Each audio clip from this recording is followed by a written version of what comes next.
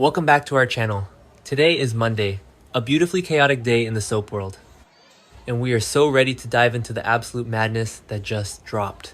Grab your snacks, buckle up, and let's get right into the thick of it because we have so much to unpack today, and honestly, we are still recovering from the shock. Oh my god, I'm screaming. I actually cannot even deal right now. Okay, but listen, I was eating dinner and literally choked on my food when I was watching this episode. Because the sheer audacity of everyone in Port Charles right now is actually unhinged. I had to pause and text my friend immediately because my brain is just completely short-circuiting over the absolute mess these people are making of their lives. Like, I am so invested. I feel like these are my real actual family members, and I am personally offended by their life choices right now. My jaw dropped. The drama is at an all-time high, and I am honestly sweating just thinking about it. Let me just try to process this because there is so much happening at once, and I am literally losing my mind over the sheer scale of the chaos. So let's start in Carly's attic, which is insane, by the way. The fact that Valentin Cassadine is just chilling in Carly's attic, like some sort of fugitive phantom of the opera, is wild to me. Anyway, Valentin and Jocelyn Jacks are up there, and Jocelyn has obviously told him the truth about what she found when she was snowed in at Windermere. She tells him about finding the cigarillos like César Faison used and a copy of his book, The Crystalline Conspiracy on Ross Cullum. And Valentin is literally freaking out. He is standing there holding César Faison's book, the one about his creepy obsession with Anna Devane, and he is pacing around and shouting, "There's a connection, but I'm not seeing it." At this point, I'm yelling at my screen. I am literally screaming at my TV like, "Valentin, open your eyes." He doesn't realize that Anna was held captive at Windermere before she was dumped in France. He doesn't realize Cullum was the one who put on the Faison get-up to gaslight Anna about Faison's survival. Like, the pieces are literally right there in front of his face, and he is just entirely blind to it. And don't even get me started on that whole Faison lore because César Faison is supposed to be dead. We all know this. But the ghost of Faison is haunting this entire town right now. Cassius is walking around with Nathan's face. Cullum is wearing Faison masks to gaslight Anna into a total psychic break. And Valentin, who is usually the absolute smartest guy in the room, is totally oblivious to the reality of the situation right now. It is so dramatic. If he doesn't figure it out soon, Anna is never going to recover, and I am going to lose my actual mind. The fact that Jack Brennan is literally downstairs probably sleeping with Carly while Valentin is hiding in the dusty attic trying to solve a WSB mystery is the most general hospital thing to ever happen. The layers of deception are actually making me dizzy. And why is Jocelyn even involved in this?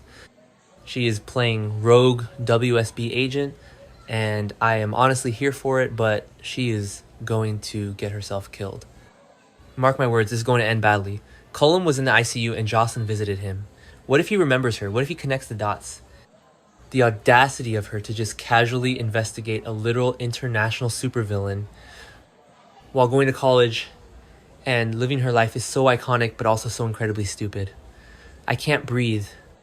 She needs to get it together, I swear, because if Cullum figures out she is helping Valentin and digging into his Faison cosplay, he is going to wipe her off the map. Oh wait, before that happened actually, I need to talk about the hospital chapel because my heart literally stopped beating in my chest. Rocco Falconeri is in the GH chapel with Britt Westbourne, and he completely breaks down and confesses that HE is the one who shot Ross Cullum. I'm dead. I am actually deceased. We all knew this, of course, because we saw him do it to save Jason, Morgan, and Britt, but seeing him actually say it out loud to Britt, the tears, the guilt. Rocco is just a kid, and Britt is literally panicking. Her reaction is everything. She starts shouting that if Cullum finds out that he shot him, they are dead, and she is not exaggerating even a little bit. Cullum is a literal monster who stabbed Marco Rios to death in cold blood. And then Cassius Faison walks in. Or should I say Nathan West. I hate that he is wearing Nathan's face. It makes me so deeply uncomfortable every single time I look at him. Cassius is standing there, and Britt has told him that Rocco confessed and how guilty the poor kid is feeling.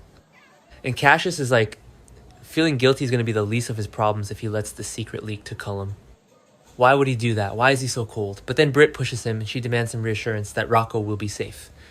She knows Cassius saw what happened and took Rocco home at Jason's direction.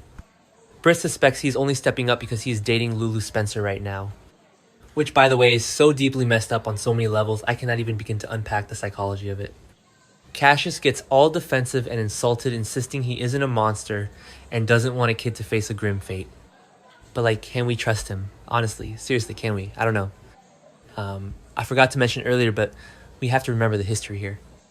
Britt literally stole Lulu and Dante's embryo years ago and gave birth to Rocco. She carried him, so of course she is going to protect him with her actual life. The maternal instinct is jumping out and I am sobbing. She knows Jason is sitting in WSB custody, taking the fall for this kid, and she is terrified. She is also dealing with her Huntington's disease meds being held hostage by Cullum, so she is under an insane amount of pressure. The absolute layers of this storyline are blowing my mind. Like, she literally gave birth to him even though he is Lulu's biological son, and now they are all tangled up in this massive murder cover-up. And we can't forget about Jason Morgan in all of this. Jason Morgan, the man who had a traumatic brain injury from AJ's car crash years ago, the stoic mob enforcer, is sitting in a cell taking the blame for a teenager. It is so poetic and tragic, and I am just pacing my living room thinking about how this is all going to blow up in their faces. If Rocco keeps spiraling and the guilt eats him alive, he might just turn himself in, and then what Cullum will destroy him. I was like, are you serious right now when Cassius said that line about guilt being the least of his problems? Because it is just so chillingly true. Okay, where was I? Right, so, wait, did I already say that? Whatever. Anyway, let's jump to New York City because I desperately need a massive palate cleanser from all this murder and blackmail and doom. Gio Palmieri and Emma Scorpio Drake are in NYC, and it is the absolute cutest thing I've ever seen in my entire life. I was watching them and I was just smiling so hard my face hurt. Gio takes Emma to Broadway to see Aladdin, and his good friend Michael James Scott is playing the genie. I am obsessed. The fact that Gio knows a literal Broadway star from his days playing violin in Bensonhurst is so random but so iconic.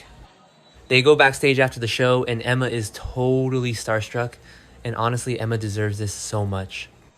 Her grandma Anna is having a severe psychic break in a mental health clinic. Her family is completely stressed out and she just needed a win. And Gio is jumping up and down, literally vibrating with excitement because Michael James, Scott and Gio are discussing plans for Scott to perform in Port Charles at the Savoy. Gio is literally shouting Port Charles won't even know what hit it, and he is so right. The Savoy is going to be packed. Curtis Ashford desperately needs this boost for his club, especially after the horrific Route 91 car crash that injured Jordan. It is going to be a massive crossover event in early May, and I am already planning my watch party. Maybe Gio will even play his violin on stage with him. I am calling it now. That is exactly what is going to happen. But, of course, the happiness cannot last because we have to go back to Port Charles and the absolute mess that is Laura Collins' life. I was watching this scene and literally pulling my hair out of my head. Lulu is having lunch with Laura and Lulu is highly suspicious. She is grilling her own mother, asking, why are you suddenly protecting him? And she is talking about Ezra Boyle. Ezra freaking Boyle, the guy who works for Jen Sidwell, the guy who literally helped frame Laura for murder. Why is Laura defending him? Lulu is not having it, and neither am I. Lulu is just staring at her mother like she has grown a second head, and honestly, I feel the exact same way. And then we see Laura actually meeting with Ezra later. And Ezra, the absolute audacity of this man, asks Laura a question that literally made me pause the TV and just stare at the wall. He points out that Laura has the advantage right now, and he asks why she isn't using it against Sidwell. And Laura just gets this super serious look on her face. She is pondering. Like, she knows this isn't a chess game she is playing. This is life or death. Jen Sidwell is a terrifyingly calm psychopath who almost killed Holly Sutton and Lucky Spencer back in the day, and now he is terrorizing half the town and blaming Sonny for Marco Rios' death. Laura argues that they have to be incredibly careful about how they move forward with their takedown plan. But like, Laura used the advantage. What are you waiting for? I am literally screaming. She is playing such a dangerous game protecting Ezra. I get that she sees a different side to him now, and maybe Ezra genuinely wants out of Sidwell's clutches because he knows he is entirely expendable, but still, you cannot trust anyone in Sidwell's orbit. Just look at Cassius, look at Cullum. It is a massive disaster waiting to happen. Laura thinks she can outsmart Sidwell, but Sidwell is always 10 steps ahead, and if Ezra turns on her, she is going to end up in an even worse situation than being framed for murder. The stakes are so incredibly high. Okay, wait, I have to circle back to Valentin because my brain just remembered something else about the attic scene. Valentin is holding that book, right? The Crystalline Conspiracy. He is fuming. He knows there's a link between Nathan's visit to Cullum's room, the cigarillos, the book, and Anna's captivity. But he can't see it. I literally want to jump through the screen and draw him a diagram on a whiteboard. I want to shake him by the shoulders. Anna was at Windermere. Cullum was at Windermere. Faison is the theme. Put it together, Valentin. You are a Cassidine for crying out loud. You are supposed to be a brilliant mastermind. Honestly, I just can't take the stress anymore. Between Rocco's terrifying secret, Britt's absolute panic, Jason rotting in a WSB cell, Laura playing mind games with Ezra and Valentin being completely oblivious in an attic, it is just too much for one person to handle. I need to go lie down in a dark room and process my feelings. But, I will be watching tomorrow because I am completely addicted to this chaos. Mark my words, Cullum is going to find out about Rocco and all hell is going to break loose in Port Charles. I'm done. Not okay. The audacity. I literally cannot wait for the next episode.